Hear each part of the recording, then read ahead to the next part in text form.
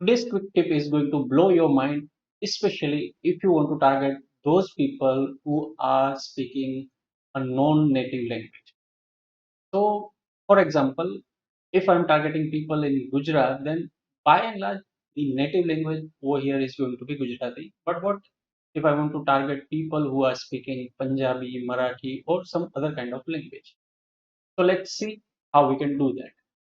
So while you are preparing your campaign at the ad set level, you need to define your audience. Over here, I have defined like, I would be promoting my product or services across Gujarat. So over here, naturally, native language is going to be Gujarati. But I want to target people who are speaking different language. For that, I will come over here in the languages option and I will type the language which I want to target. So maybe let's say I am targeting Marathi, or maybe I'm targeting Punjabi, and other languages options are also available. You can come over here and you can see Malay or Malayalam, right?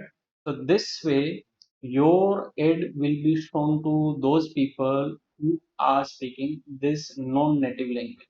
Over here you can see enter a language to show your ads to people who use language that is not common to your location. So in Gujarat these three languages are not common. This way I can target specific people. So that was very easy. You can narrow down your targeting with languages option like this, implement this and follow for more tips.